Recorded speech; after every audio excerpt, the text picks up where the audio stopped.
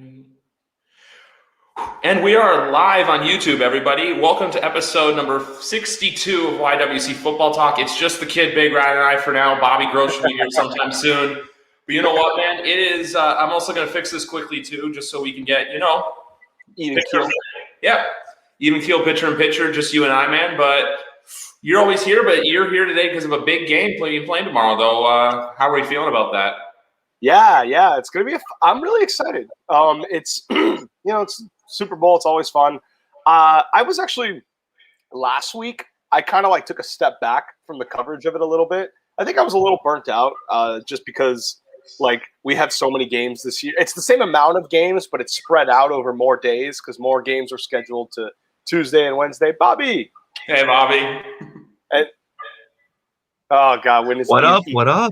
I was just saying. I'm still bad at technology. You're good, man. It's all good. Got a rep. I got a rep. That's how it is. The Super Bowl should be fun. Are we live right now on YouTube? Yeah, we're live on YouTube. It's full go, bro. The game should be fun. Oh, in essence. Okay. Yeah, 100%. It's going to be a fun game. But there is the elephant in the room. I don't know if you saw too much into the whole stuff with Brett Reed, Andy's kid, what happened last night in Kansas City with the car accident and everything. So hopefully, I don't want to dwell on it too much, but I just hope that everyone that was involved with that is okay, even though there is the incidences where 2 young kids had to go to the hospital. But let's just hope the whole situation solves itself out. And also, it's just a reminder, hey, don't drink and drive. Or I think he was on pills or something as well. So just be sober when you drive. Yeah. But before we get to Super Bowl, Bobby, I got to ask you, man, what are we thinking about Nick Sirianni right now? Yeah, that's something, isn't it? Honestly, at this point, I'm just this is just a transition period for us. I don't think he's gonna win at the Super Bowl. It's more okay, work out. But there's so much work to be done that I don't have the confidence right now. But I mean, that can change. We'll see what happens with Wentz, who he goes to, because I think he's gone. I don't think we're gonna keep him. So you think it'll be like a 2 to 3 year experiment, and then he's kind of out, kind of thing? I think he's frozen on us right now. But... Yeah, for sure. Yeah.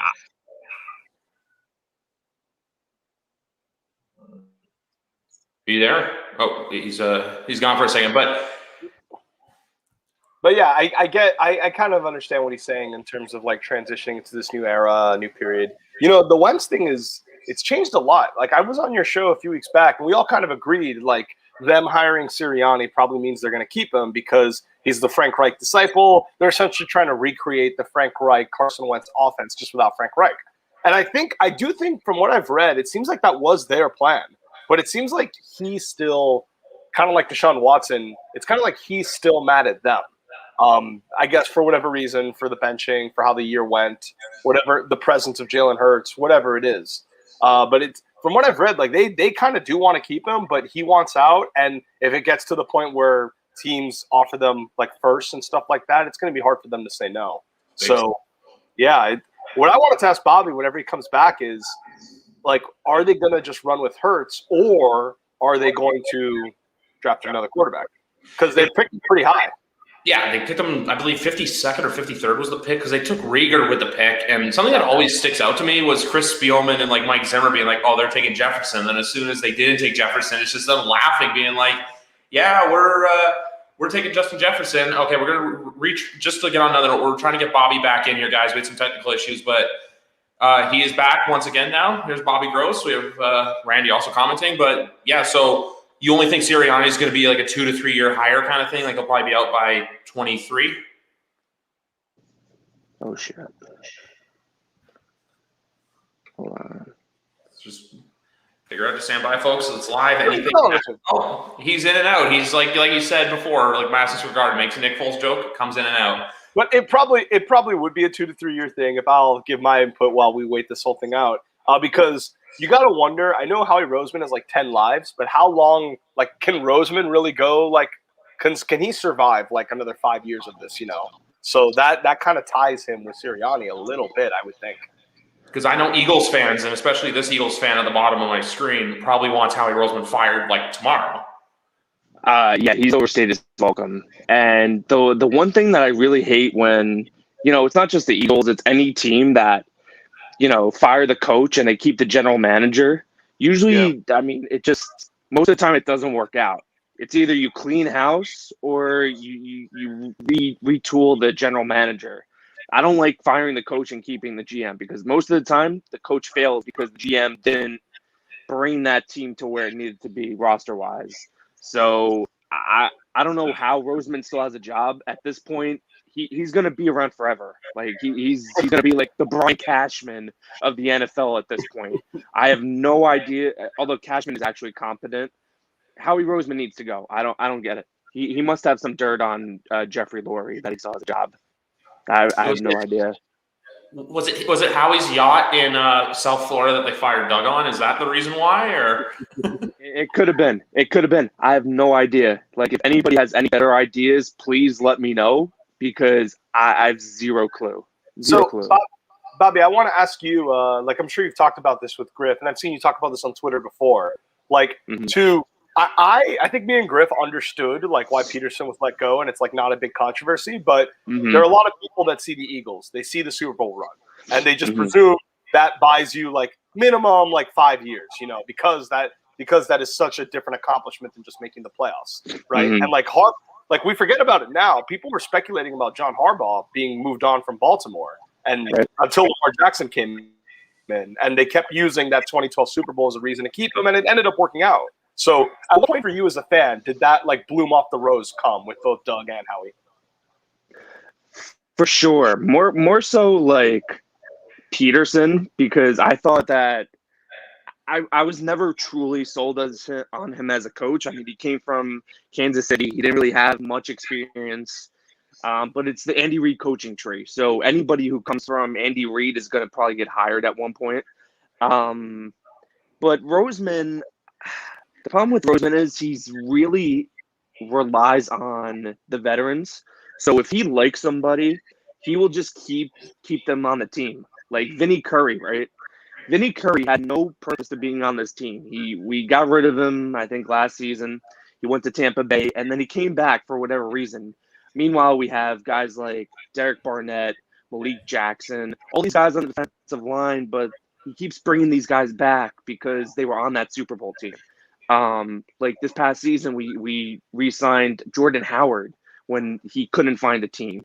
I think that's the problem with Roseman, and he just screwed up our cap, totally screwed it up. Because we're signing these guys to these big contracts, we're restructuring, we're pushing the money along. At one point, it's going to come back to haunt us, and it's going to come back to haunt us in this next season. Peterson, listen, I wish the guy the best. He won us a Super Bowl. But at the end of the day, he has struggled these past 2 seasons. And I'm glad that we didn't wait as long because you saw what Green Bay did with Mike McCarthy. They won the Super Bowl and they just kept him around. And then they finally got rid of him. And look what he's doing in Dallas. Nothing.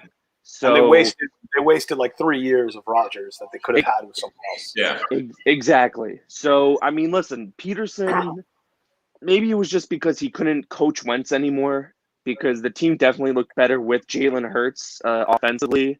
The offense at least was looking better. But at the end of the day, it's one of those things where we're just so screwed right now. Peterson was miserable this past season. So just let the guy go.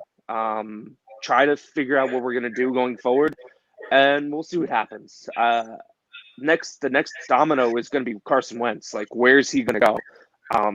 I actually just saw something on Twitter before that there's a proposal. Apparently, this is a rumor that the Bears are going heavy in on Carson Wentz, and guess who is coming back to Philadelphia? My boy, Nick Foles, Big Dick Nick, back in Philadelphia. Let's go. I mean, they have a fucking statue of him up, so it kind of makes sense. Bring him back. There is nothing I would love more than him in Philly again, because that's the last narrative that Danny and Bobby have. Okay, he's terrible everywhere, but at least he's good in Philly. So let's fight that one too. let me He's just good say at this. the link. He's only good at Lincoln Financial. Is that correct? Listen, there's something about being a Philadelphia Eagle with Nick Foles. It brings the best out of him. It's unexplainable. It's absolutely unexplainable. It's just the truth. Well, It's the truth. Okay, well, there's a reason how about in 2014 when he was outplayed by Mark Sanchez? That's the part of his Philly career no one talks about. In the 2014 season, he was outplayed by Sanchez, and that's why they traded him to the Rams. We traded him because the poor guy, he just needed a break. What we do, and this is a Howie Roseman special too. This is a Howie Roseman special. He gets rid of some of these guys, and then we bring them back. He brings them back. So that's what happened. He got brought back. He won us the Super Bowl. And listen, I'm not saying if Foles comes back to Philly that he's going to start over Jalen Hurts. That's not going to happen. See it, personally. Listen, it's not. If it does, so what? Who cares? We're not winning anything. So it is what it is. As far as I'm concerned, Nick Foles has a job in Philadelphia for as long as he wants. I don't care. Let him be the second or third string. That's fine with me. Just remember, viewing audience, Bobby, like 2 minutes ago, just ranted about how they keep bringing back these older players from that Super Bowl team, and now we're gonna bring back the quarterback. So Trey Burton's coming back too. Listen. Nick Foles outplayed Tom Brady on that day. All right. Sure. He has a job. Vinny Curry. Who the fuck cares about Vinny Curry, right? Who cares about Jordan Howard? These guys that were around. Get rid of them. Who else can we get rid of? Just get rid of the whole team. I don't really care, honestly. Alshon Jeffrey. Yeah, exactly. Zach Ertz. I love you, buddy, but you're washed. Get out. We got Dallas Goedert, who's a stud. I love Dallas Goedert. He can be the number one. I wouldn't be surprised if wherever Wentz goes, Ertz goes too. It makes a lot of sense if the Jets don't get Watson, they turn to a guy like Carson Wentz and Ertz. I know Danny wants Zach Ertz on the squad. Danny, take Carson Wentz. He's yours, buddy. I'll take a few of your picks. Let's go. I'm fine with that. I think it makes a lot of sense to trade Wentz and Ertz because a lot of these teams that want Wentz, they need tight ends too. So we'll see what happens. Give me Nick Foles though. Go to Chicago. Let me get Nick Foles and call it a day. I'll be happy. Another team I always said just because of the connection was the Colts potentially going after Carson Wentz just because of that Frank Reich connection. That's something I've always personally believed, and the fact too that. Hey, look, Wentz was an MVP when Reich was his coach. So, it goes back to what you said. Hey, Peterson may not have been the guy. They should have kept Frank Reich around. But if Wentz I think India is a very sleeper team, for my opinion. But I feel like if Wentz were to go to the Jets, I don't know if Ertz would follow him. I feel like Ertz is trying to chase another ring, if you will. As we have a question from Miguel, actually. Bobby, you want to answer that? I can't. Let me see. Okay, let's see. Who frustrated Bobby more, Chip Kelly or Andy Reid? That's a tough question. I would say Chip Kelly, just because we actually consistently won for a while with Andy Reid. Towards the end, it was bad. But Chip Kelly, it was one of those things where you go into the league for the first year and teams don't know what to do, and that's what happened. So once teams got the tape in the second, third year, we were done. It's a one-season game plan, and but Andy Reid's still my guy. I'll always appreciate what he did in Philly. Again, it's kind of like Doug Peterson. It was a mutual thing. It needed to happen. I wish he had won a Super Bowl in Philly, but I wish him the best. Chip Kelly can go fuck himself though. That's straight up. I wish him the worst. Yeah, because Reid made it to 3 straight NFC Championship games, right? In 03, 04, and 05. I think it was 4, no? It was 4. Or it was 4 total. Yeah, because they played the Cardinals in 2008. Right. Yeah, 3 in a row, 4 in total. He's a great coach, and he's always been a great coach. It just came to a point where we hit the ceiling with him. It wasn't going to work out, and you know what? He's got probably Mahomes is gonna be like the best quarterback of all time when everything's said and done. Like this dude is unbelievable. I like Tom Brady, but Mahomes is just on a different level. I hope you don't have anything to say about that, Griff. But it is what it is. Griff is going to root for the Bucks tomorrow, I think. Oh, of course. I'm not rooting for, I'm going to be honest with you. I'm not rooting for the Bucks. I'm rooting for Tom to win. Kind of like, how LeBron fans kind of don't care about how how the Lakers, like the Lakers do, but they want to see him win. I'm the same. Like I want to, and that kind of gives away who I'm picking, but I'm rooting for Tom. But no, I do agree with Bobby in the sense of, look, I think at the end of the day, will Mahomes catch Brady with 6 or potentially 7 rings? Wait to be seen. But when it's all said and done, I think that athleticism-wise and stats-wise, it won't shock me if Mahomes does pass like guys like Brady and Breeze one day, because those are like the kings right now for most of the most notable quarterback stats. Like I know Big Rat, you pay attention to like some of the stuff that's like goes a little bit under the radar, but when it comes to stuff like passing touchdowns, yards, like all that stuff, I think Mahomes eventually will be the leader of those categories one day. But we actually have another fan question. Miguel, once again, he wants to ask Big Rat, what are your memories of watching the FIU-Miami fight? It was kind of scary, to be honest with you. Like, I was really young when it happened. I was only 12 years old, and I was watching it with my older brother. And my older brother at the time actually had a few friends that were on the team. And more than anything, it was just kind of scary. Like not really sure, like, how it was going to end up. Obviously, both teams had an insane amount of suspensions. It was scary. Like, I don't know, like watching a brawl develop like that, like, and just how protracted it is, and on both teams, and there was just like no control. Like it was getting way out of hand. It was genuinely scary. I thought someone was like going to get seriously hurt. Like, so it was not a fun experience at all. And that's why UM and FIU didn't play again for years, because both administrations were terrified about something like that happening. And then 2 years ago, we played in the Orange Bowl, and FIU kicked our ass because Manny Diaz is a horrible coach. That's all. Hey, at least Baker's gone now. I don't think I've had you back on since Baker's been. That was great news. That was a very good development for UM's defense, but their problems aren't just schematic. Like when they give up 700 yards to UNC, it wasn't just because of X's and O's. It was because the team came out flat and totally unemotional, which we've talked about this before on the show. Like in the NFL, these are professionals. They're getting paid and all this and that. But these college kids, they can sometimes show up flat if they're not properly motivated enough and there's not a voice that's raising them up. And that happens so often in college. And it happens so often with Manny's teams where they just come out flat and they totally fall apart.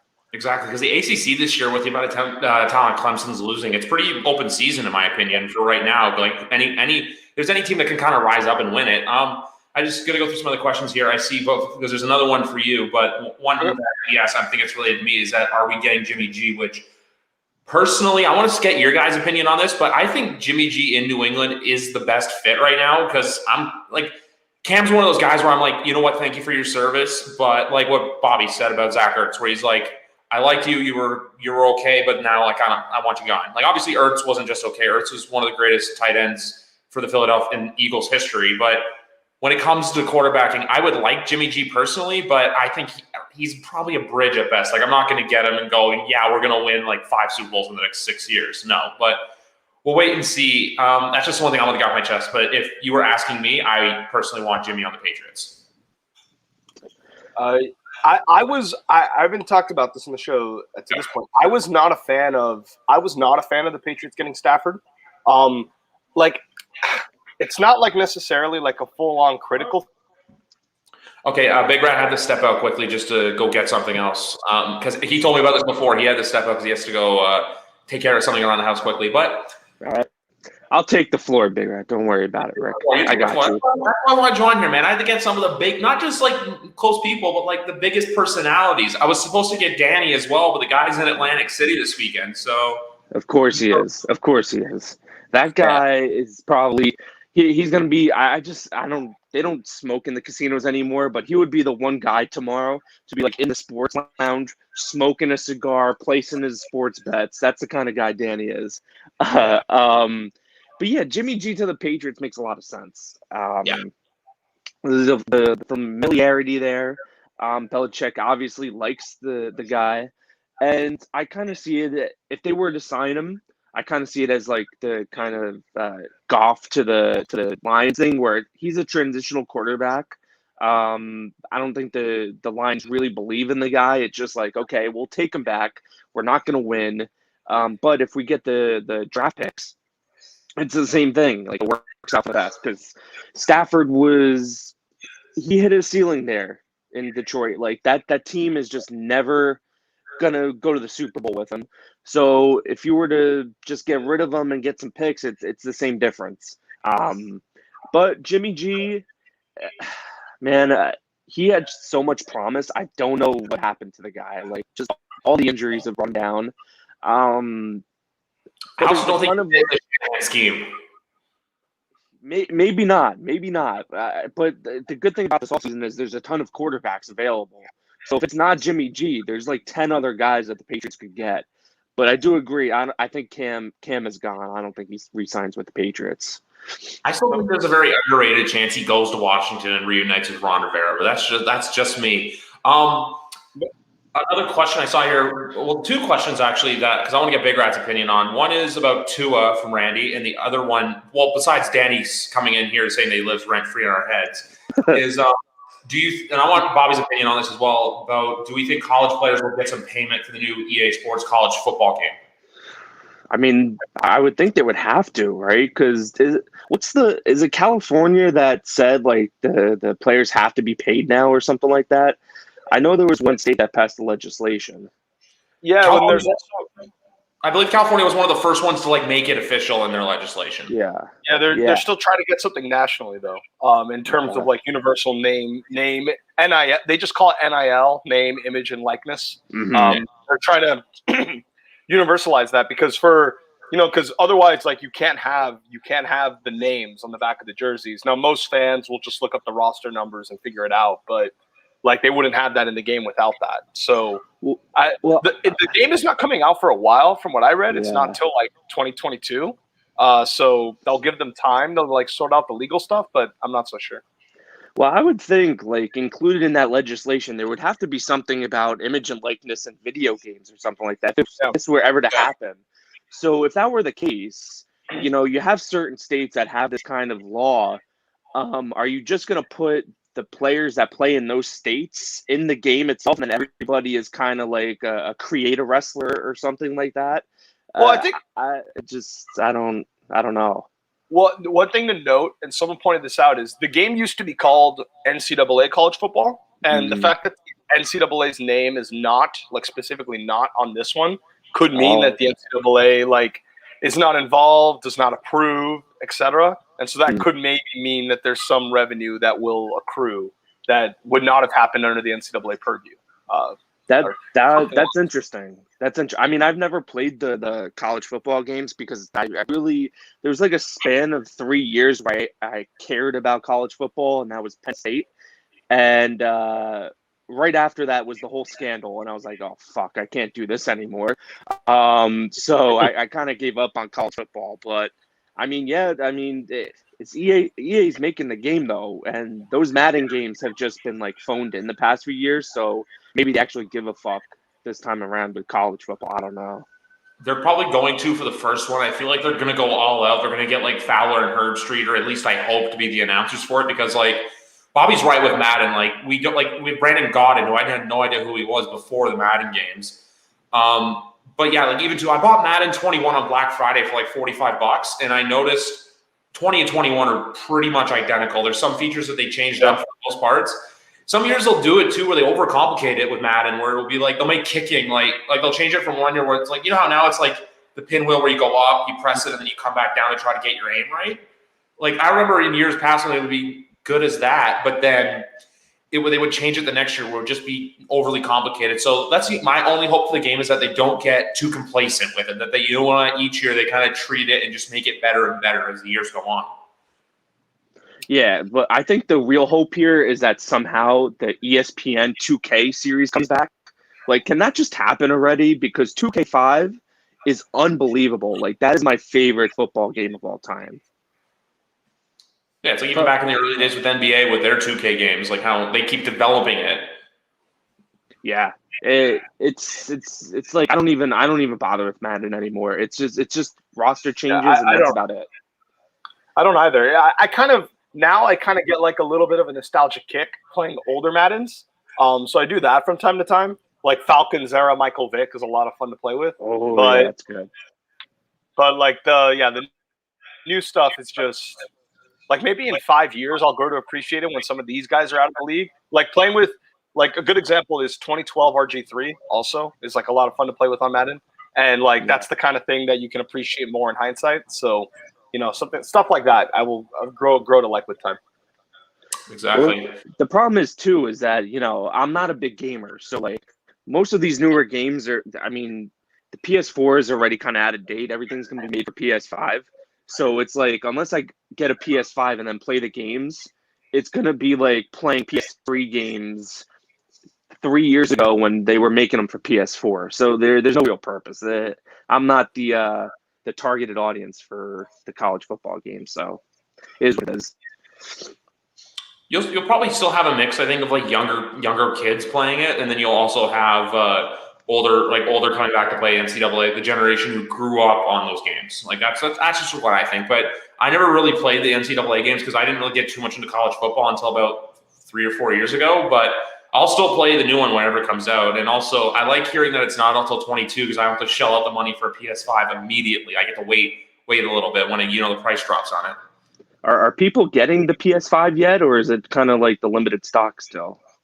That I'm not 100% sure about. Okay, yeah, because I know it was like impossible to find months ago. I don't know. I'm not really up to date with that kind of stuff. I have no idea. Yeah, But I know. I remember seeing like Walmart, Target, Amazon, Best Buy, like all sold. Like they would come up and then they would just go. Yeah, I'm looking at the chat. Miguel and Danny are having a real ball in there. One of these days, Griff, you got to arrange for like a big YWC football extravaganza show where we can just rag on each other because they can be big in the chat, but let's see them come on to StreamYards. We've got 7 months. That's the only sad part about tomorrow is we've got 7 months between tomorrow's kickoff to the next season. So believe me when I say this, but I have got some stuff planned. I need we did it before, Bobby, for our Christmas episode. It was myself, Big Rat, Danny, Matt Beast, and Phil, all 5 of us. We weren't live or anything, but I recorded the Skype combo and I uploaded it, and it was some of the most fun we had. So I got to get stuff like that going, like whether it's for the draft. It was a really good time. Pardon me? It was a really good time, just like the whole show, start to finish. It was awesome. Yeah, it was great. But then I'm just saying this with the season ending, we can have episodes where we just go on and just throw crazy takes out and agree and disagree and talk about the league as a whole. So we got a lot planned. But going back to the one question there was one question before that was answered. Yeah, I'm getting back to that right now, Miguel. Was Randy Oscar, good friend of the show, asking your opinion on what's going on with Tua? Do you think he'll get traded or not?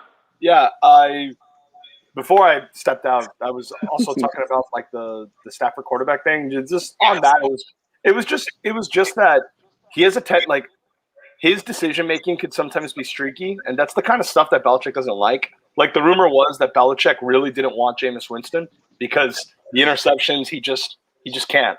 He cannot tolerate that. And there's some of that in Stafford. He tends to kind of make dumb throws in certain times of the game. I don't think that would have been as clean as people thought, and it would have been expensive to get him. So I think they're better off, whether it be Jimmy G or someone else, I think, or draft either. That will be a better use of resources than sending 2 first to get Stafford and then not having a great team around him necessarily. So I was a fan of that. But before you get into 2, I just want to step in quickly and say this as well, because I found a new draft podcast, 2 for 1 Drafts from Pro Football Focus. Really good guys. And they were on the Patriots podcast that I associate with from time to time on here. And they were saying how with 15, don't get someone just because they're good. How, some quarterbacks can be drafted and developed later on. So say if 15 comes and Justin Fields is already gone, Trey Lance is already gone, Wilson's probably already gone too. I'd rather get a defensive edge who you can get the high level talent for that in the first round rather than like the second or the third round. That's just my opinion on it. But I'll back to you for Tua. Yeah, premium positions, cornerbacks, edge rushers, tackles. That's how Brian Flores and Chris Greer, like Brian Flores, a Belichick disciple, their extra first round picks last year. It's not a coincidence. They took quarterback, they took a left tackle, and they took a cornerback. Like that was very much by design. Yeah. So they'll keep those themes. On Tua, so I don't think so. I think as the days go by where there's no Deshaun Watson deal, it's less and less likely that it happens to the Dolphins. It would seem to me that the Texans are going to try to keep him. I think they're going to dare. Me and Danny have been saying this for weeks on Twitter. I think they're going to dare him to no-show training camp. And if he really does pull a Carson Palmer, because people forget for the Carson Palmer thing, he no-showed camp. And he told the Bengals, okay, fine, even if you're not going to trade me, I'm just not going to play this year. Like, I'm straight up just not going to do anything. And the Bengals refused to trade him at first, even though he wasn't playing for them. Mike Brown said, like, I don't want to legitimize this behavior. Like, if he's retired, he's retired. And then eventually the Raiders threw a bunch of picks at them, as Miguel would know, and then they ended up making the deal. So I think the Texans, they made David Culley bring back Tim Kelly, Watson's OC the past 2 years. I don't think that was a coincidence, and I don't think you do that, like much like how the Cowboys made Mike McCarthy keep Kellen Moore for Dak Prescott. Like when you do that, that's because you're really attached to the quarterback. Because David Culley probably could have hired. He's 65. He could have hired a bunch of OCs that he knows that he's worked with. Making him keep Tim Kelly is bad for a head coach. You only do it if you feel like it's really crucial to the quarterback. So that tells me they're building around Watson still. And I think that, he's under contract. Like we talked about this before, like Kobe Bryant told Jerry Buss a few years ago, I want to trade. And the Buss family told him training camp starts in September. Like you don't have to say yes. Unless the guy's really okay just not playing for anybody, that's different. But yeah, so I don't think they're going to trade Tua. I think they hired Charlie Fry, a coach, Tua's quarterback coach that worked with Tua in high school. Like it's very clearly a Tua-centric offensive design right now. Maybe things will change, but I don't think so. And me and Danny both agree. If the Dolphins or the Jets don't trade for Watson before the draft, it's not going to happen. They lose all their leverage once the draft happens because number 2 and number 3 overall pick are gone.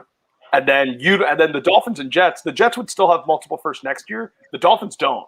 And the Dolphins and Jets both have 2 first-round picks this year. And the Dolphins have 2 seconds. So once the draft happens and those players are actually selected, the Dolphins' offer relative to every other team in the NFL is significantly reduced. So if it doesn't happen before the draft for myself or for Danny, it's just not happening.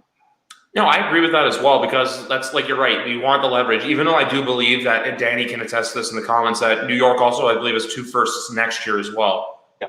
Apart from the Adams deal.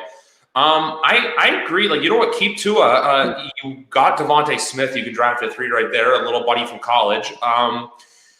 And the other thing, too, is like a lot of people, I think you said this before, and I agree with it, how if you look at Brady's ACL injury in 08, 09 he came back, he was okay, but then 2010 he lit it up and was the first ever unanimous MVP in the history of the league. So I'm just saying this, but like don't sleep on Tua now because like even though, you know what, even so, if he doesn't get off to the best start, you can still run the whole Ryan Fitzpatrick bullpen thing for a little bit. Like obviously long term it's not good, but for the short term where there's those games where you know what, you can tell someone's not playing well and you want to make the switch. I don't think the Brian Flores will want to not shy away from that, but he won't be afraid to use it. I will say I do think the bullpen thing they could do. It's going to depend on what the market is for Fitz, though, because Fitz is a UDFA, and he blatantly told Cameron Wolf, and he's been saying it all year, that like he does want to start again, and like that's his thing. Like he would prefer to do that. If there's a world where some team, I'm not saying this will happen, but if the football team or like the Giants, like if one of those teams like tells Fitz, hey, we'll give you the starting job or at least give you a chance to compete, I think Fitz would take that and he would leave Miami. But if everyone else is just going to offer him a backup job, he'll probably just stay here. But that's also dicey because there's a lot of controversy in the locker room in the sense like Fitz was voted team MVP, the best leader on the team. It's a team award they give at the end of the year. It almost always goes to starting quarterback. And it went to Fitz this year. And that's kind of awkward when it goes to Fitz when you want this new quarterback to be the face of the team. and the teammates don't really see him that way. So one, it's going to depend on if Fitz gets a starting job, which if he does, I think he's gone. But two, even if he doesn't, they're going to have to decide if they want to keep playing that game of cat and mouse. But if he is on the roster, they'll keep doing what they did last year, because very clearly they've shown it doesn't bother them to do it. Bobby? Well, when you brought that up, Big Rat, it's almost like the Nick Foles, Carson Wentz situation from a few years ago, when the teammates really wanted Nick Foles, but they went with Carson Wentz. So maybe I'm just throwing that out there. You make a good point though about Deshaun and the Texans. The only way I would disagree with them calling his bluff is, or maybe they do. I don't think we're ever going to see a situation where so many good quarterbacks are available in the offseason. The amount of quarterbacks changing teams this year is going to be unbelievable. And the quarterbacks in the draft seem to be really, really good. So if you can get, unfortunately for the Texans, there's only maybe like 2 teams that you could probably trade with that would give you the draft picks that you can position yourself to get another quarterback, or, take a guy like Darnold back, but still get a high pick from the Jets and other picks coming back. But every other offseason, I think that would be the play, is to wait it out, see what happens. But the uncertainty as far as, Watson just wants out so bad. And the Texans are going in such a bad direction. It's like, you know what? If you can get, 3 first-round picks and get a quarterback, Darnold, Tua, wherever it is, I think you take that deal. Clears up some cap, you can rebuild, because that's another team to where they're not going to win anytime soon.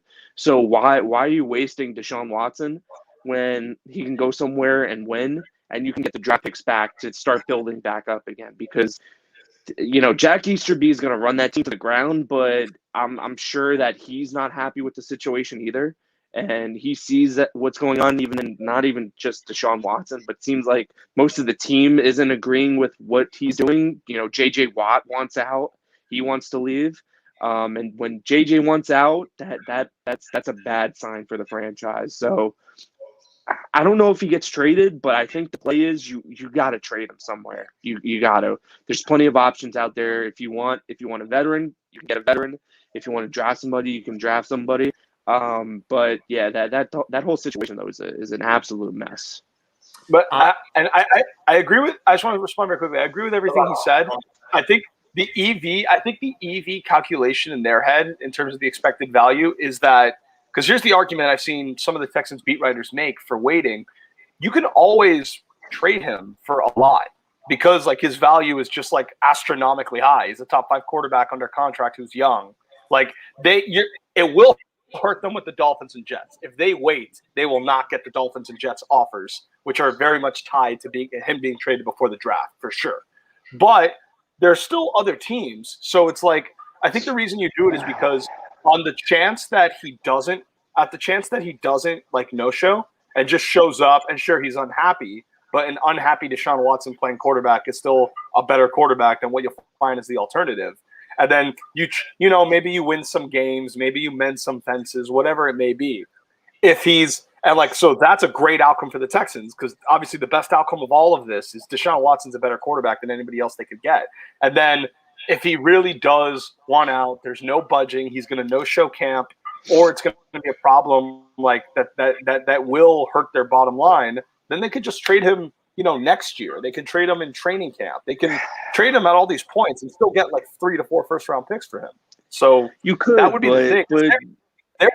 They want to make it work. Even if he doesn't, they want to make it work. I mean, of course they would want to make it work. I mean, they drafted him. They believe in the guy. It's just that they're not giving him the support that he needs. And if you wait, I mean, look at what happened to Dak this year. I mean, he has that major injury. We don't know what kind of quarterback he's going to be when he comes back. And I'm not saying that Dak was as good as Watson, because I don't think he was. I think Watson is arguably a top 5 quarterback in the league, and Dak is close, but he's not there yet. You never know what's going to happen with injuries. So if Deshaun is healthy, he had a really good season considering that he didn't have much around him. Don't take the risk. If there's an offer right now, if you can get one of the Jets' first-round picks for this season, maybe even both of their picks, and then maybe one for next year, you got to take it. You got to take it. I understand both sides of the argument, but if I was in the Houston organization right now, I'm letting Watson go. As much as it hurts, you got to do it because you never know what's going to happen year to year. You could wait, but it could also backfire. I like your argument, Bobby, about the just everything too with player. I'm not sure if it was speaking out, but even too, you got like former players like Andre Johnson, like who's one of the best Texans of all time, coming out and speaking bad about the organization. I've been banging the JJ Watt traded drum for a while, but part of me also thinks too is that they may just let him out of his contract because they've only got one more year. It's I think 16 million is his hit, so I can easily see a contender or even a team who needs a fringe, like a player away, like a Green Bay, like a Pittsburgh, hell, even like maybe even Cleveland, like someone like that. Who like imagine if you had JJ Watt and Myles Garrett coming off the edge. That's pretty scary. And that's also too like the one argument everyone's saying about Jimmy with injuries. JJ Watt's been hurt for a pretty good portion of his career. As for the Texans, though, we all knew it was downhill last year when we looked at our phones and saw DeAndre Hopkins was traded to the Arizona Cardinals and they didn't even get a first-round pick back. Like, that's how we knew it was bad. And I've been saying this before, and I know Danny disagrees with it, but I personally think that Joe Douglas would rather build through the draft than try to win now. That's just my take about the whole Joe Douglas Jets thing. I mean, the thing with the Jets is not only do they have the draft capital, they have the cap space to do whatever the hell they want. So, I mean, they could easily trade for Watson. You trade your picks, but you can go out and get a guy like I know Danny wants Allen Robinson. I mean, that could easily happen. They can surround him and, maybe not be, the number one team in the AFC East, but they can definitely win 9 games next year if they get Watson and they build from free agency. Yeah, it's tough. There's going to be so much movement this year. If I had a bet, I think the Dolphins stick with Tua. And it's I think it's Jets or bust for Watson. I don't know. It could be the Colts, but I don't know. They won't trade him. Yeah, could be. I don't know. It's like you got to have a lot of draft capital, and I think if JJ leaves the Texans, I think you could easily trade him. Like it doesn't make much sense to cut him and just get the comp picks for him. It's like you can probably get like a second round pick. I would think. I think 16 million isn't that bad for a guy like JJ Watt. So if I had to guess, I think both of them are gone. Like I think Easterby is just. He's going to want to build his team, and if guys don't want to play for him, I think he's just going to get rid of them. He's that kind of guy. I don't know why he's in charge, but he's going to build his team whether they like it or not. Yeah, I agree with that. By the way, for the record, I would, if I had to guess, I think Watson is gone at some point. I just don't. My personal prediction is I don't think he's gone like within the next few months. But I do think at some point, to Bobby's point, this just isn't sustainable. Like whenever the rooster comes, like whether that's training camp, whether it's next year, I don't know. Like at some point he will be free. But I think, unfortunately for him, he'll probably be kept prisoner for another few months. Just moving on here, looking at other questions, just for Big Rack quickly. What do you think of Dolphins legends Ray Finkel and Michael Agnew? Why did you even bother? People are asking questions. I gotta ask the people. I gotta get the people's questions. They're not actually asking those questions. They did that just for you to legitimize them like this. They're both. One of the questions we like to have fun here. Right before that. The next one is a legitimate question. The first two were bullshit. I love how Griff delivered those questions too, like they were hard to think. I gotta be professional. What can I say? You were very academic about it. Like, big Dolphins legend, Ray Finkel. All right, the Heat. We could talk about the Heat. Yeah, we can for a little bit because obviously Big Rat and I have NBA teams who were pretty good last year that have kind of fallen off the fall from grace. Yeah, I could sum it up very simply with the Heat being horrible this year. They're dead last in turnovers per game. They're among the worst teams in the league at rebounds per game, and freaking Tyler Hero should never have been in the starting lineup. He's not a true point guard. He's more of a six-man scorer off the bench, more like a Lou Williams type. They made him the starter because they thought it was good for the long term for him to grow and develop that role. Because if you think a guy's got superstar potential, unless you're Manu Ginobili, it's usually going to come through being in the starting lineup. It didn't work. The whole offense went out of flow. The defense went to hell too because Tyler, for all the bad defenders we have, Tyler might be the worst defender on the roster. So last night what they did was they finally benched Tyler. They started Goran again. The starting lineup looked a lot better. The defense was a lot better. And Tyler and Kendrick off the bench as a unit, since those two in real life are like best friends. They're really tight with each other. Like that, they flowed really well together, had great chemistry, and they both were scoring like crazy. So I think it will get better moving forward, but their defense is terrible, and their offense couldn't stop turning it over once they made Tyler the primary point guard. Now that they changed that, I think things will get better. Last year was not a fluke. They were the 4 seed in the regular season, even before the bubbles. It's not like they were some bums. But now that they're going to fix like these lineup problems and maybe get a real power forward in the trade because they don't have a real one on the roster. They never really replaced Jay Crowder adequately. They tried with Mo Harkless. It hasn't worked out.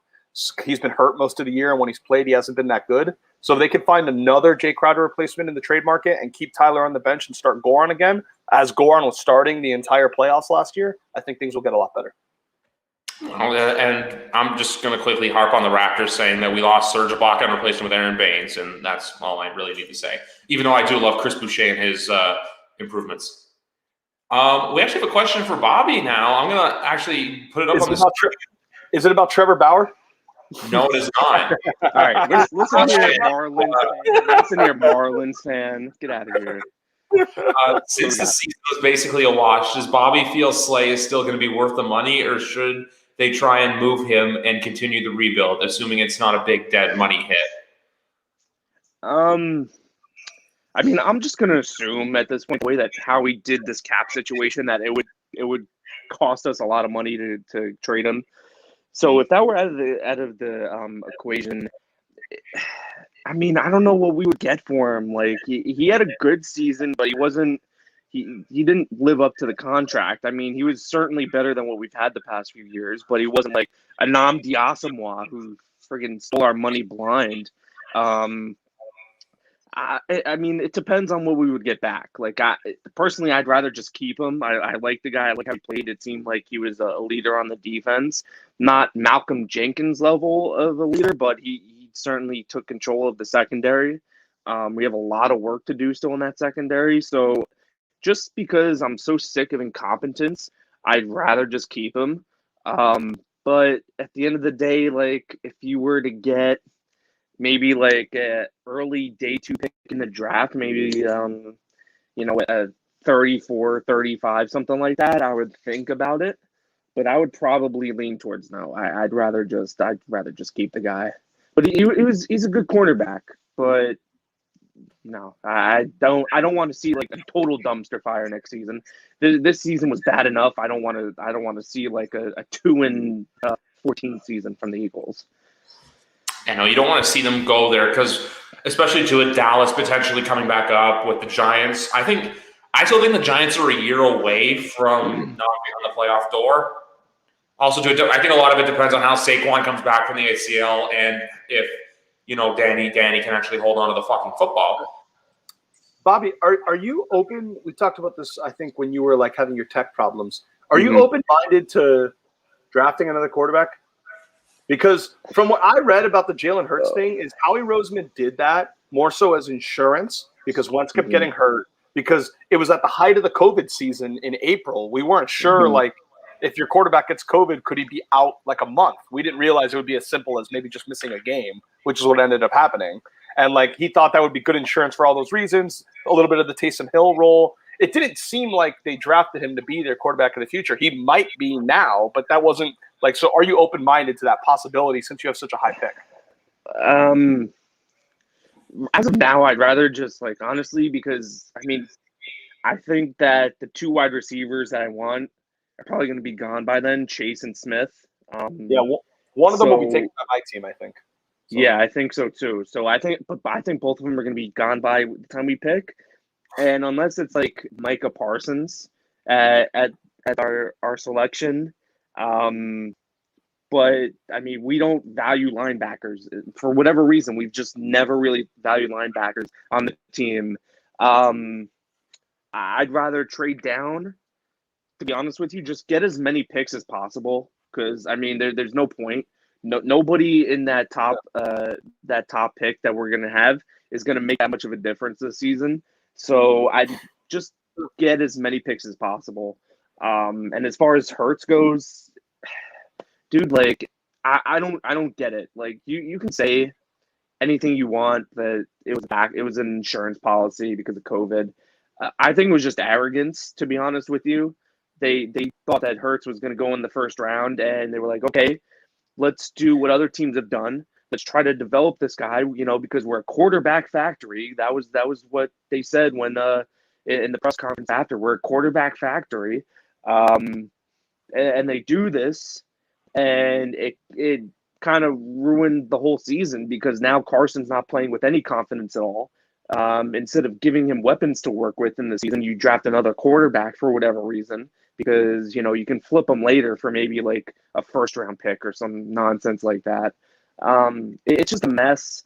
I don't want another quarterback. For the love of God, do not draft another quarterback, because I don't want the headache again of another quarterback competition, unless we're trading both Wentz and Hurts, which I think would be insane. I don't think it makes any sense to draft another quarterback, but who knows? Like I can't put anything past Howie Roseman. He's one of the worst people to draft, so it's entirely possible he takes another quarterback. But personally, like if it were up to me, just keep trading down. Just keep getting all the picks that you can, because there's going to be a team that wants a quarterback at that spot that will give you a lot of picks. So I'm all for trading down. That kind of segues. Actually, I just saw another fan question I'm going to put up here, and because I mentioned this Wentz going here earlier, but who is the best fit for the QB job in Indianapolis and why? Like that's where I kind of go the Carson Wentz route, just because of the history of Frank Wright. But with a team like Indy, I just want to get your guys' perspective on this too, and also I have to academically say how these questions have been coming in, no matter how stupid or asinine they may be. Or it's not even like they're intending like specifically for them to be nonsense. Yeah, exactly. And also, just to let you guys know, I just stepped out just because I had to go get my charger for my computer because my battery's getting low and I didn't want this to cut out. But no, I just want to get your guys' thoughts on this quickly too, because like I said, got to do a service to the people and get their questions answered. But for me, I'm going Carson Wentz just based off the Frank Wright history. I mean, it makes a lot of sense, right? Like, I think I saw a report the other day that there might not be as much eagerness from Frank Wright to reunite with Carson Wentz. Yeah. I don't know if that's true. I mean, there's just so many reports coming out. Like, it's hard to keep track. Like, I think it was yesterday or 2 days ago, there was a report like, oh, the Eagles are close to trading Carson Wentz. And then somebody else, one of the insiders said, oh, I'm hearing that nobody has engaged the Eagles with in Carson Wentz discussions. Like, there's just so much up in the air right now. I mean, just on paper, it makes sense for the Colts to get Wentz. But I could definitely see, like, maybe a Deshaun Watson going there. If they're going short term, see what Cam does. He's going to be cheap, I'm sure, coming off of the season. If you want to draft somebody and sign Cam for 1 year or something like that, there's a lot that they can do. But if I had to put money on it, I think Wentz makes a whole lot of sense for Indianapolis. I don't think this will happen, but because none of this is guaranteed. Like Griff mentioned, like it might be hard to get Watson because of the being in division. Wentz, we'll see. We'll see with all these other quarterbacks like Fitz, even like who knows. I read some report by an Indianapolis beat writer that, as crazy as it sounds, Jacob Eason is doing a lot better in camp. And look, that would be a little extreme because it is like a playoff-ready roster. They need someone to win now. But, like, is it possible he at least supplants Jacoby Brissett and, like, moves up in line to maybe get a more serious role? We'll see. I think absolute worst-case scenario, we acknowledge that, Danny. Shut up. Jesus. So I can acknowledge that, maybe Brissett also, because if they don't get Wentz and if they don't get, Cam, or maybe they just draft someone, but they're kind of that slim pickings, and they're in a tough spot because that team is ready to win now. It's not like all these other teams that are in like developmental stages, like the Lions, like this team is ready to go. So they kind of need a win now quarterback, and that doesn't really translate itself to the draft. So yeah, I mean, I would just say the generic answer of Wentz. I've also like Wentz could go to the Bears though. Like even if Reich does want him, if the Bears just offer more, then what does it matter? So yeah. So I would worst case scenario, I would say internal improvement. That's the thing though, because like I've been also to say another metaphor from before. I've been banging the drum also of if the Colts get a quarterback, like even just a good quarterback, they're a potential Super Bowl contender. It's not like, oh, hey, they can win in the playoffs. Like I think they have a potential run to go and compete with Kansas City. But we'll wait and see what happens.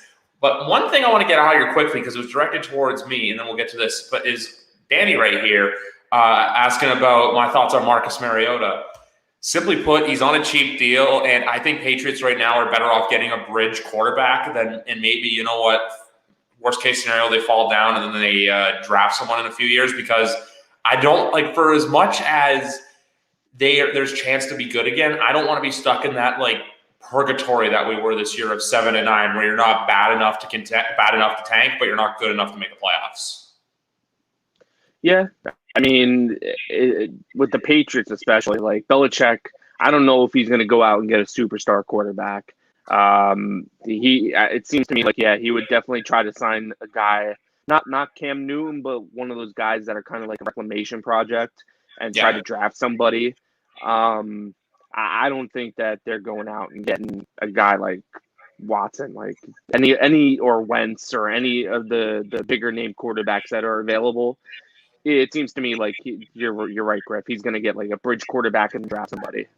Yeah, exactly. Like draft someone in a couple of days, because we see right now Jarrett Stidham hasn't worked out that much. He hasn't been the best. When he had potential there, like now we see, hey, if Jarrett Stidham was a starter, this is probably a 4-12 or 5-11 football team. What about Trubisky? Would you be open to that?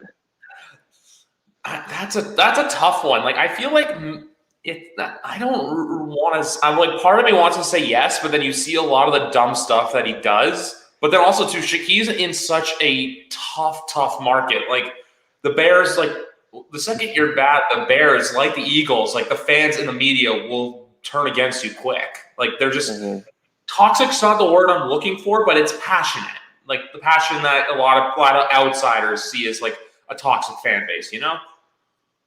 Yeah, I mean, anything's on the table with the Patriots. I think if you can get a guy like Trubisky, who maybe just wants a 1-year deal to prove it, like he's going to be the starter for the entire season. He doesn't have to worry about it. See what happens in the next one. See if he can cash in. Yeah, I don't think they're going to sign anybody to like a massive contract or trade for anybody like that. Exactly. Like even too, I've had this earlier too I had a couple Patriots reporters on here, and they were saying how don't exactly look at, even for receivers or tight ends, don't look at like the big fish, like sign the smaller guys. Like if they went out there and got like a Jonnu Smith or a Will Fuller, for example, like guys who are going to be on those cheaper deals, like I'm okay with that, because there's a lot of in-house signings I have to take care of as well, like David Andrews, Adam Butler, JC Jackson, guys like that who I believe, you know what, have to stay locked up long term. What makes the season fun is that there's so many spots that we don't have clean matches for. Like we think Wentz, Eagles, Cam to the football team, but like that very well might not happen, you know. And if Wentz is to the Eagles, what the fuck are the Bears going to do? So like the Patriots, we don't know. Like if Cam goes to the football team, what do the Patriots do? Is Jimmy G going to stay? Is Derek Carr going to stay? I know Miguel doesn't want to hear that, but you know that there's some smoke out there about that too. Dude, there's like maybe 7 quarterbacks that are like safe in their teams right now. Everybody else is up in the air. Like a guy like Daniel Jones. Like, what if the Giants get involved in Watson discussions? Like, and I know there was that big mega deal where Daniel Jones, Saquon Barkley go to the Texans. Like there's so much up in the air.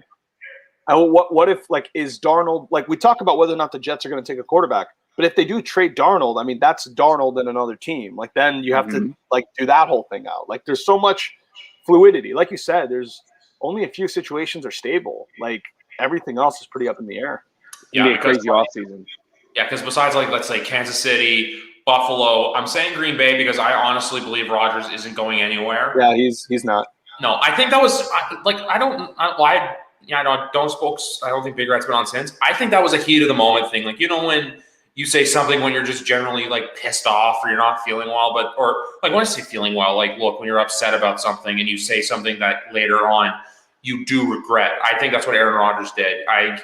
So let's see, there's him. I think Kyler Murray in Arizona is another one where he stays. I think Russell Wilson, we'll see in a few years, but I think he stays for now. But like, yeah, you're right, Bobby. Like, there's only 5, maybe a 6th or maybe a 7th quarterback that's safe. But besides that, there's teams that are going to be calling for Watson. But I also agree with Big Rat too. Is if we don't see a trade for him by draft night or day 2 or day 3, I think he's in Houston unless someone calls and does like what happened to Jamal Adams, where you're trading futures away to get him.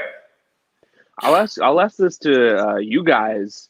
What happens to Dak Prescott? Like, will Jerry Jones actually pay the guy finally, or is he going to be like, you know what? Let's. I mean, I can't do it. There's too much risk, especially with that Wentz deal. It's like maybe he sees it in the division. He's like, oh, I paid this guy this much money, and then he goes out and he doesn't perform. I think that's been the reluctance all these years. Will they actually pay the guy? I think the team being so bad/mediocre without Dak. Now, look, they were 2-3 when he got hurt. It's not like they were lighting the world on fire either, although it wasn't his fault. It was the other side of the ball that was failing them. I think there's a newfound appreciation for what Dak did because Dalton did play well like towards the end of the year, but he struggled at first. He had those first few games where he was really, really rough, like really rusty. Mm-hmm. He did play he torched your Eagles like in December. Oh yeah, like, for sure. Torched. And so I do think seeing life without Dak gave them kind of a little bit of a newfound appreciation that I do think they're going to be more understanding in doing it than they were in the past. I don't see how this ends any other way because especially since Dak just got hurt, he's not going to accept any short-term thing anymore. Maybe he would have before, but definitely not now. Not after he broke his ankle. Like he's going to want everything locked up, and they're going to look at the alternative, which is going 6-10 without him. And I think they're going to think, yeah, I think now we kind of have to relent. But we'll see. You never know with that crazy team. Exactly. And also one point to what Bobby was saying, and I know Miguel will agree with me on this, is they need guys like Amari Cooper to be the guy. Like you're paying him to be, I've said this a bunch of times now, but the guy. So with Dallas, for as much as you got to lock up Dak, they got to worry about their defense because their defense is one of the worst in the NFL as well. I was going to say that, Griff. It's like, you know what? You can re-sign Dak, but if you do nothing again to improve your defense, you're going to end up just with the Eagles down in the cellar. Like, they have so many problems on defense. You can't just settle for Dak and think that everything's going to turn around because they weren't a good football team when he was playing because of that defense. If they improve that defense and they re-sign Dak, it's a whole different thing. But Jerry just royally screwed up not doing anything defense last offseason. Maybe he's learned his lesson, but I mean, it's Jerry Jones, so it's like who the fuck knows what's going on in his head. But yeah, that's definitely another situation to look out for. Here's the other thing with Jerry. His ego's way too big to like get in the way. And if I were running the Cowboys, you gotta hire a football guy. A guy who's going to go in there and make those decisions. Like you cannot have your owner be the GM. That's where a lot of these contract stuff gets skewed, and Jerry just throws out money like it's nothing. Or he just like, I mean, listen, I wanted anybody except for Rager last year in the draft. Like we could have took CeeDee Lamb, could have traded up for him. We could have took Justin Jefferson, right? Lamb is a really, really good wide receiver, right? But it's like it's an embarrassment of riches at one point.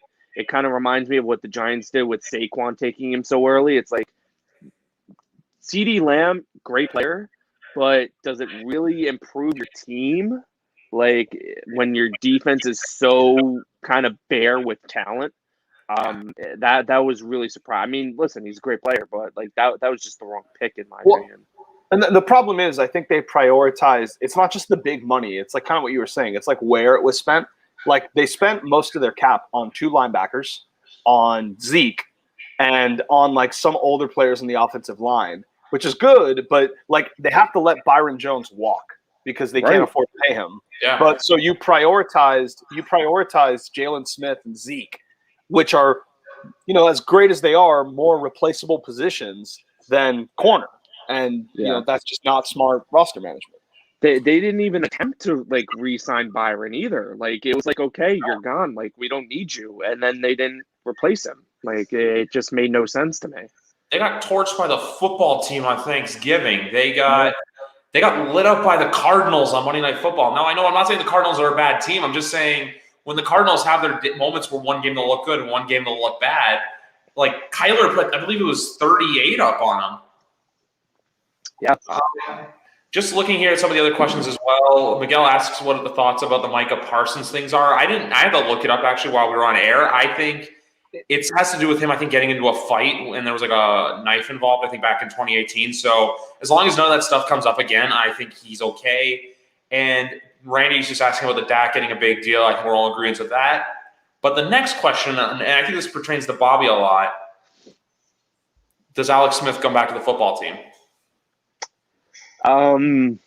Yeah, I think so. I mean, they stuck with him this whole time. I don't think he's going to be the starting quarterback. I think they might try to rework the contract a little bit.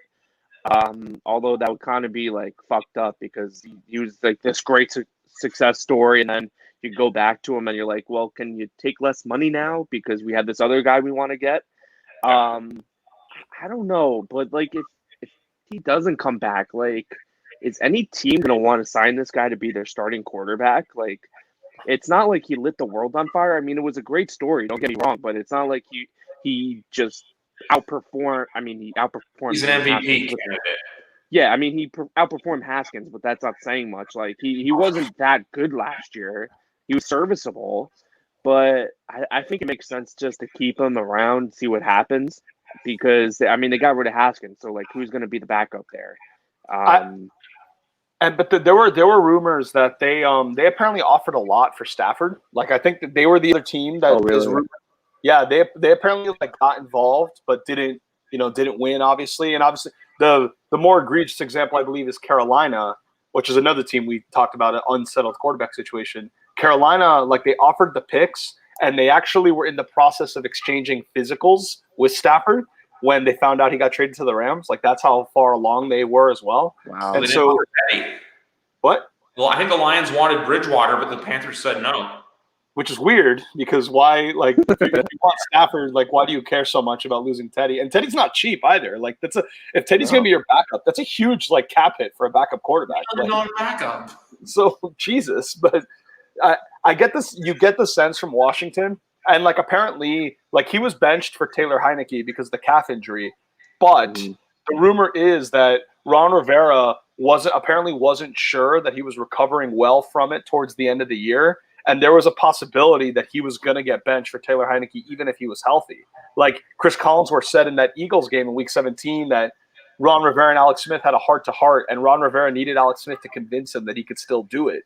And you just get the sense that it's like if there's kind of like the Patriots with Cam. It's like if there's literally nothing else, then fine, let's just run it back because there's familiarity there, see what happens. But you get the sense the football team would like to do something different if they could. It's a big if. Like, what are they going to do? Like, trade for Deshaun Watson, trade for Carson Wentz? Oh, they're not going to get Wentz, but you get the point. No. Like, exactly.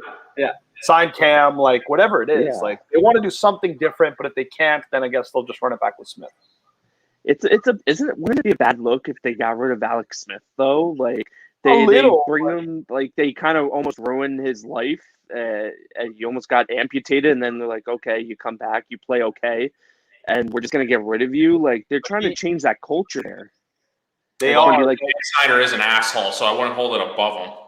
It's also like there comes a point. Like yes, it would be tough because it's such a nice story, but it's like, man, he's the starting quarterback. It's not like he's like a left tackle or a guard. It's like he's so important to the success of the team that they shouldn't feel an obligation to run it back just for that purpose. Even though I'm sure, as others have said, that he is a great leader and a great presence. He's also not cheap though. Like there's no guaranteed. Yeah. I'm looking it up now. He has no more guaranteed money on his contract, but he would still be a $23 million cap hit if they kept him.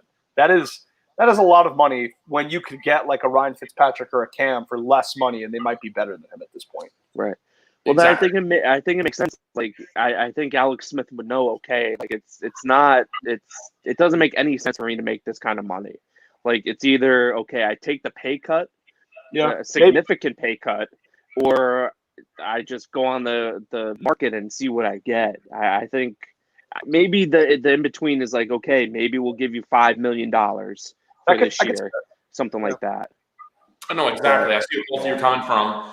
Even another thing with how bad the Cowboys were this year, as Randy just pointed it out, the Cowboys for the first time ever were yanked from Sunday Night Football. Like the Cowboys obviously will always be a staple when it comes to the league and the Shield, more importantly, but the fact that the Cowboys were pulled from Sunday Night Football showed, like it's literally the Mr. Krabs' world's smallest violin. When I saw this, I remember, I think Big Rat, you and I wanted Miami, New England on that spot just because, Yes. but because it ended up being Cleveland and the Giants. But yeah, like I remember Cowboy fans were bitching when they got pulled, and I'm like, you guys suck. Just because you're the Cowboys doesn't mean you get preferential treatment. Like, but I always do think though, when the schedules come out in April, they're gonna have their couple Sunday night games against the Cowboys, excuse me, against the Giants or the Eagles. Like Bobby, I know we see Matt Lorenzo bitch about like the Giants Cowboys always playing like week 1 or week 2 Sunday Night Football. Like the Cowboys will always be there, but the fact that they got a lot of work to do if they want anyone to take them seriously as a playoff contender.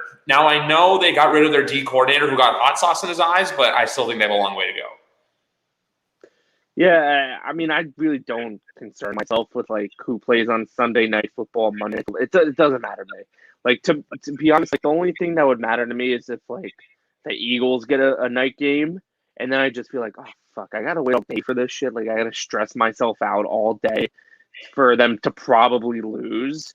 Like that's when I'm concerned about it. But I personally couldn't care less about who plays on Sunday night, Monday night, Thursday night. Who cares? I'm going to be honest with you guys. My favorite time for when like the Pats play is 4:25. It's that sweet spot. It's like right in the middle of the afternoon. The 1 o'clocks are over. You're not waiting all day for your game, and then because after that game's done at 4:25 or 4:05, you get Sunday Night Football right after it. So that's just something I wanted to point out before obviously we get to the Super Bowl.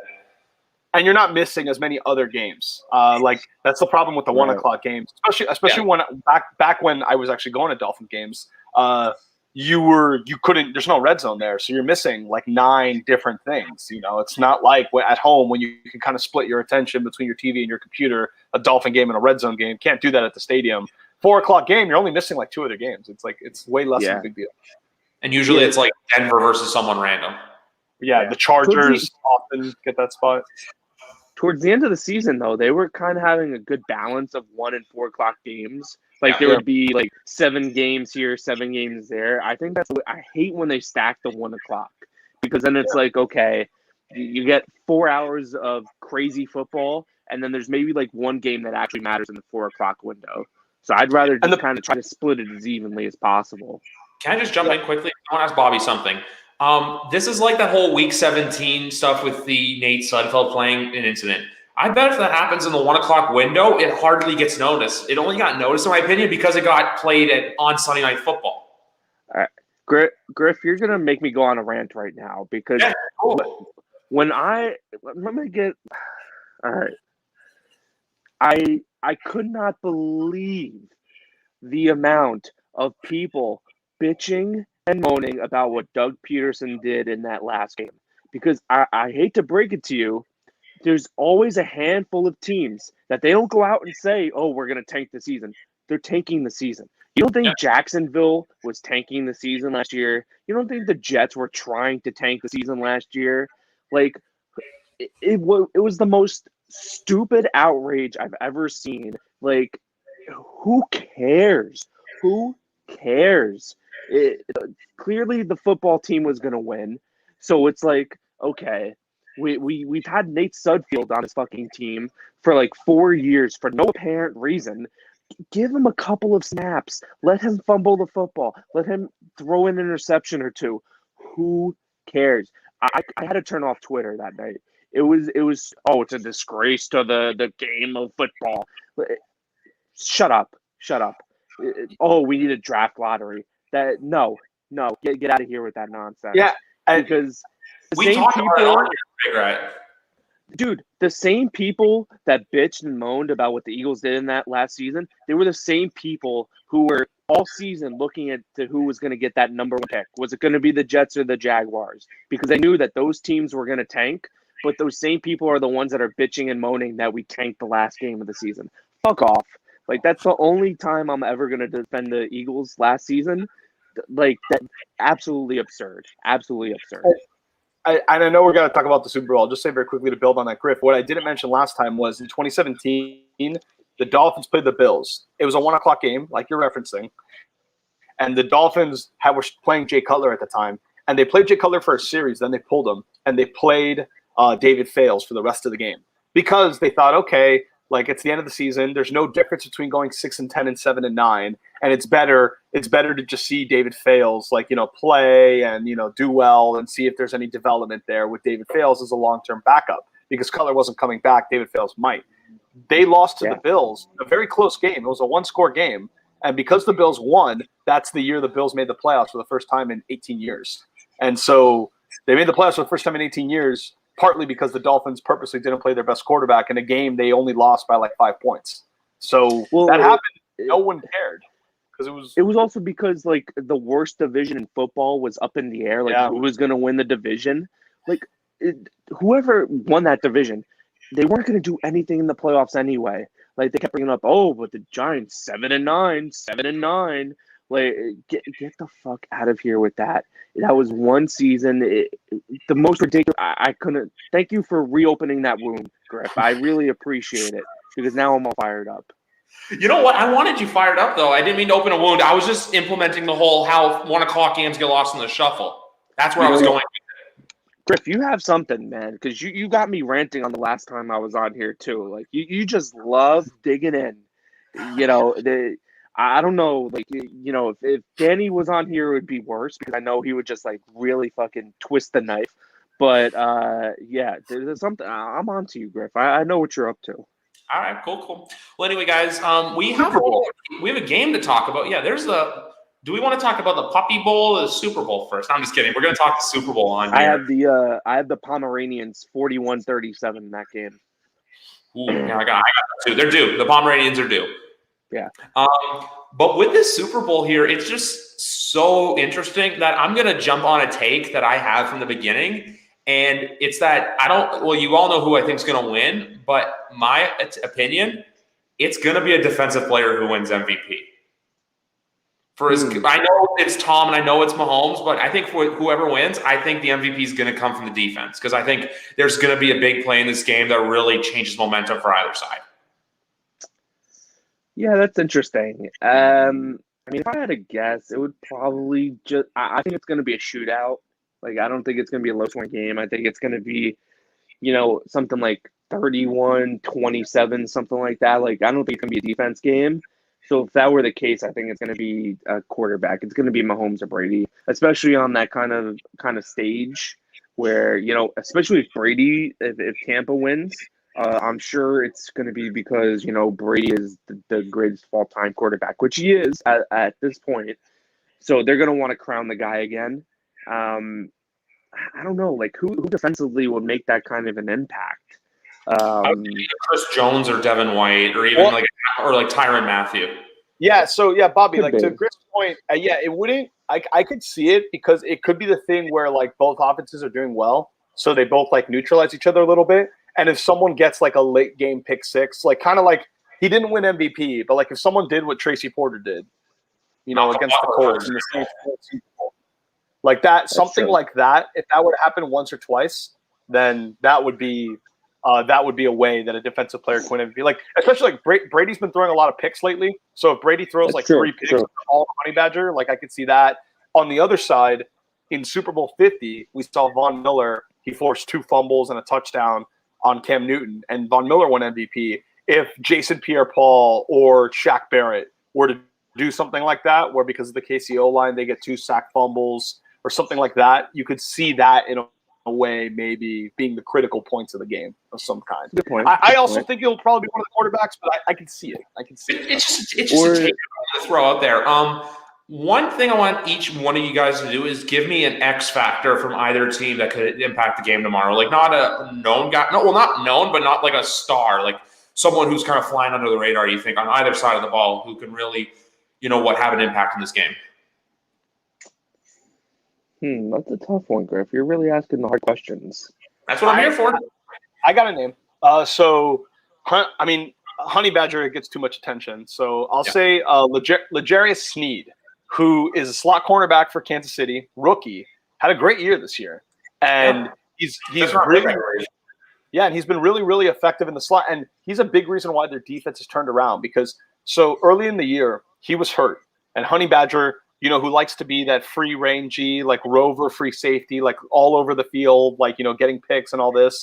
When Sneed got hurt, they had to put Honey Badger back in the slot as the slot corner instead of as the rangy free safety. And he's not bad at that, but it didn't maximize his impact. But when Sneed's back in the lineup and he can do that job and he does that job really well, and then it frees up Honey Badger to be the guy who's always around the ball, who's picking off, who's catching interceptions off tip passes, and kind of like what Minka Fitzpatrick does for Pittsburgh. And it gives Honey Badger more ability to blitz. He's more likely to blitz when he doesn't have that slot corner responsibility, especially against such dangerous receivers. So I think Sneed being healthy really changes the complexity of their pass defense. Their pass defense has been incredible in the playoffs. Stephon Diggs has been unfucking stoppable all year. He scores 100 yards on everybody, even the Ravens. Every week he has 100 yards. The Chiefs were the one team to really shut him down last week. Yeah, you know what? I was just thinking because on the same kind of track, it's not an under-the-radar name, but it seems like Leonard Fournette has really done well in Tampa Bay. I could definitely see a situation where you were talking about, Rick, where the secondary just kind of limits Mike Evans. Godwin will have a big catch or two. Antonio Brown, he's inconsistent. So if it comes to a point where okay, we have to start running the ball, I can definitely see Fournette just running a 65-yard touchdown and putting Tampa Bay up. I think I would say Leonard Fournette. I really like what he's doing in Tampa Bay this year. Mine comes to no surprise. It's Scotty Miller. Great, that is mine, Scotty Miller. The guy, from the moment Tom signed there, I said Tom is gonna like this kid. He's what Tom likes. Young, white, slot receiver that can run fast. Look at his history. Chris Hogan, Danny Amendola, Julian Edelman, Wes Welker. It's Tom's got a type. I know Tom loves his Mike Godwins, Mike Evans, Chris Godwin, AB, Gronk, even to Cameron Brake's another player to watch out for tomorrow. One defensively, I'm going to say, though, and he's been out for a while, but is Vita Vea for Tampa Bay as well in their defense. Because one of the things to watch for defensively as well is Tom Brady has a bad history with Steve Spagnuolo, because Steve Spagnuolo was the DC for the Giants in Super Bowl 42. So something to look out for tomorrow night. He also when Brady played the 2019 Chiefs, when he was still in New England, the Patriots only scored 16 points or whatever. And Spagnuolo did a good job against them in that game too. Vita Vea is interesting because I saw a good explanation that the Bucs defense, when they have to play, this is what I'm going to be looking for in the game schematically. When they have to play their two safeties deep, they Bucs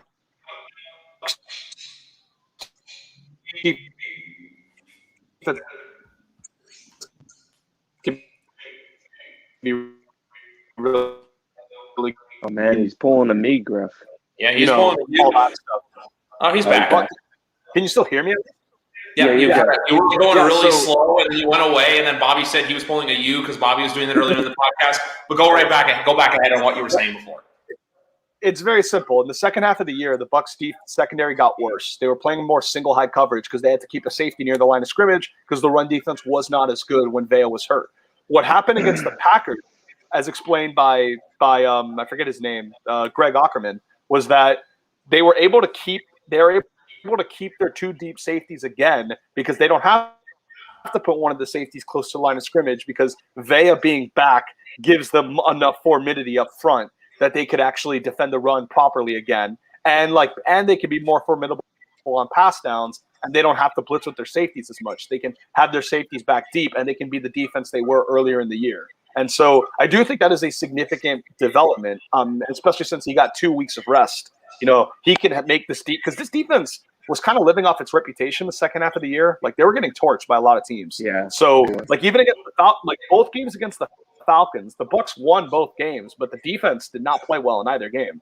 So now, I mean, Taylor Heineke and the football team put up 24 points on them. So I think now with Vea back, the defense can be a lot better than it was on that, because he alone makes the run defense better, and it makes the pass defense better with the way they use their safety.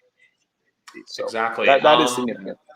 One thing I want to get right into it quick, boys, because we got to wrap up, because Big Rat and I all of us we're on a tight schedule today because it's Saturday, not usually a weeknight where we're a little more free. But with that being said, winners and MVPs, let's just lay it on the line and throw out a score prediction if you guys want to as well. I'll go Mahomes MVP, and I'll go 34-27 Kansas City Chiefs repeat as Super Bowl champions. I'm gonna go Mahomes. Also, I'm gonna pick the Chiefs. I do think Honey Badger taking it is very possible, because he has good odds to score if he picks off a pass. Yeah. That's he can make it a pick six. But to your point, I do think it would be tough. I think this game is either going to be a really close win by Kansas City or Tampa Bay, or it's going to be a Chiefs romp. And no one is going to predict a romp, and I understand why, because both teams are really, really good. But I really do think it is, if the Chiefs get up early, if they build a big 14-0 lead or something, and Tampa Bay gets a little bit out of balance, I think you could see the offense be surprisingly bad, because when they get really pass heavy, and when Brady, we've talked about this before in the show, Brady's numbers under pressure this year are amongst the worst in the league. They always have been this whole year. He's 32nd in the league under pressure. The thing in the playoffs is that he just hasn't been under pressure because the O-line is really, really good. They held off Green Bay. They held off the Saints pass rush, which is very formidable. The O-line's held up. And when the O-line holds up, he lights it up. When the O-line doesn't hold up, he throws picks. That's how it's been generally the whole year. I could see a world where the Chiefs go up 14-0. They start blitzing. The Bucs don't run the ball as much. I could see this game getting ugly. And I know that's not a popular opinion, but I also am admitting the Bucs can win. I just went into a long rant about how Vita Vea makes their defense so much better. I'm well aware the Bucs can easily win this game.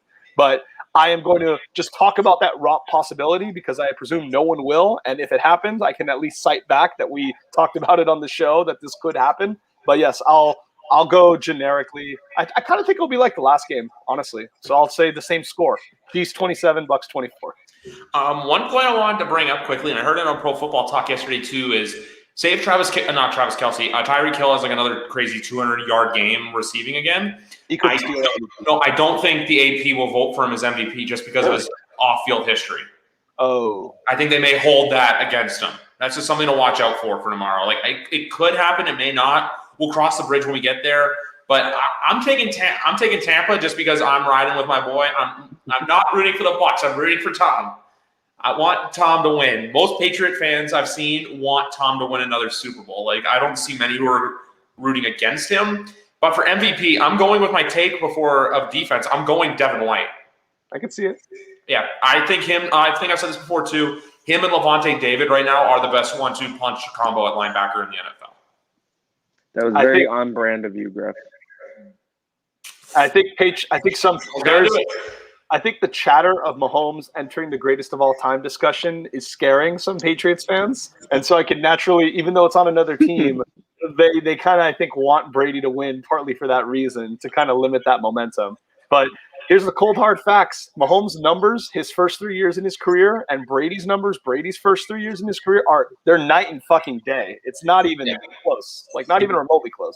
Because back in that day, the Patriots relied on their defense and their run game to get wins. Meanwhile, the Chiefs are relying on Patrick Mahomes. It's not Brady's second dynasty run when they did that. It's just my only thing that I'm not looking forward to is if the Chiefs win, is everyone saying how, they're already a dynasty, they're going to win 10 Super Bowls, when in my opinion, to be a dynasty in any sport, I think you've got to win 3 and 4, 3 in a row. They would also be the first repeat champion since the Patriots, and I think that's another reason why Patriots fans That's were. the go talk. That back-to-back title. Hey, Bobby, who did we beat to get the second championship in that back-to-back, though? Listen, we took you down. You got one off us too. We took you down. That's all that matters. It's only listen. I waited 60 years for a Super Bowl. I can wait another 60 at this point. Because I'm sure in 60 years, Howie Roseman's son is probably going to be the general manager somehow. So it is what it is.